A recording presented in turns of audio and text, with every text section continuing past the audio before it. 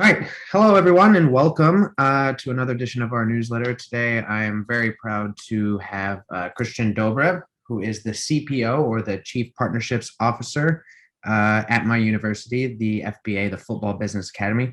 Kristian, how are you doing? Hey, Andrew. I'm good. Thanks for having me. No, thanks for taking the time to be here. I appreciate it. Why don't you just quickly give a 2-minute overview of who you are, what it is you do, and kind of how you and I have come together in this interview.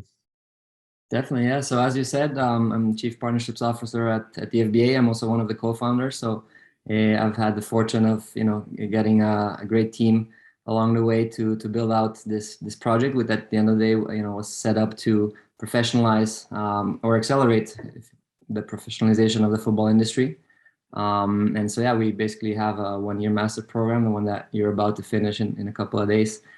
Which is centered around knowledge, network, and experience. Really giving students an opportunity to break into the football industry in a much more practical environment. Yeah, absolutely. And that was one thing that was amazing, and the part of the reason why I'm here at Bazooka Goal is because of the FBA. And call it serendipity, call it luck, whatever you want, but you're right. The networking, the opportunities that arise are quite wonderful.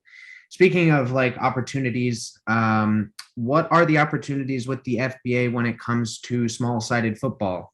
Do you have any sort of partnerships? Obviously, you're partnered with Bazooka Goal, but tell me about some other partnerships that you have currently and ones that maybe you're thinking of getting in the future. Yeah, definitely. I mean, so yeah, as you mentioned, Bazooka Goal has been a partner of us for a while now as well.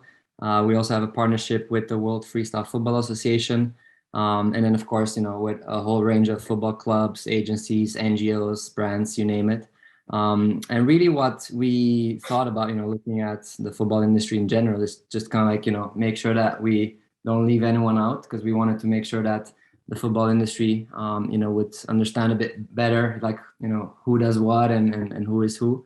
So that it's not only about the 90 minutes that we see on TV, with the big stars, but everything around that as well. There's lots of people that are passionate about, football also in different formats. And so, we just wanted to make sure that all of the candidates and potential candidates to our master were aware of, what is out there and who's out there. Because, if you just come out of it or into it, sorry, as a fan, you probably aren't aware of, what big and deep of a football world we have. And so that's where these partnerships get in, so that, once we start kind of like mentoring and supporting every student's journey, we can make them aware of these opportunities, and who knows, sometimes they find out that they're much more interested in that than in a traditional setting. And so we want to be able to provide those opportunities. Yeah, cool. So that's interesting that you mentioned World Freestyle Football. So you have World Freestyle Football and you have Bazooka Goal, two companies that are businesses that are really focused towards small-sided football in some capacity, or individual football, with freestyling and all the different things you can do there. But what was it specifically about our company, Bazooka Goal and World Freestyle Football, that was in line with the vision of the FBA, and why did you decide to work with them?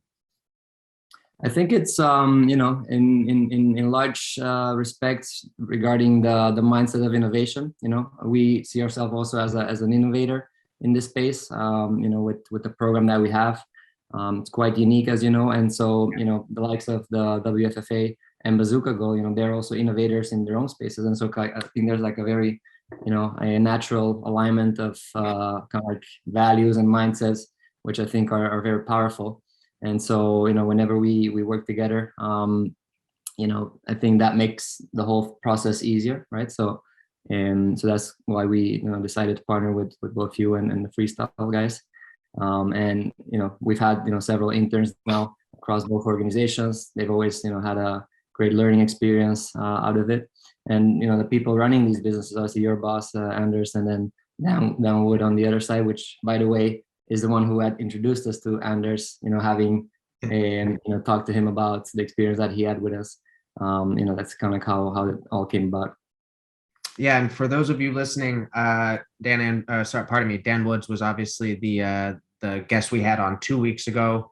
He was the lecturer for our entrepreneurship, and yeah, it was really a great talk, and it was great to get inside his mind and see. And yeah, it's just crazy how the world works. That I'm with Anders 1 minute, and then I'm speaking with Dan, and they went together to the University of Bournemouth and everything. So it was quite lucky and really great. So I just want to wrap this up really quickly by asking you for not only your professional opinion, but maybe if you can speak for the FBA, what sort of benefits do you see with small-sided football, and where do you see it now, and where do you see it going in the future, and kind of, some of the positives and maybe some of the negatives as well? Sure. I mean, I think at the end of the day, football is obviously a main passion point for millions, if not billions, of people around the world. And I think it's about making sure that, for every upcoming generation, we keep giving them the opportunities to get inspired by, what one single ball can do to your life.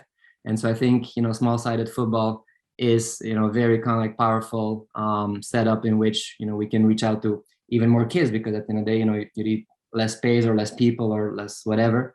And so in environments or, countries or cities where, for example, you don't have as much access to, big football pitches, I think it's a great way of, capturing that initial spark of interest, of a little boy or girl.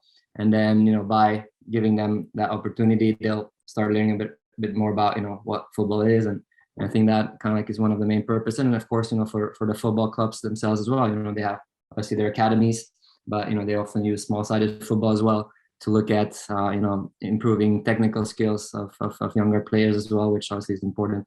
And so I think, when you put all of that together, it all makes sense. And I think, small-sided football has an important place in the continuous development of the football industry.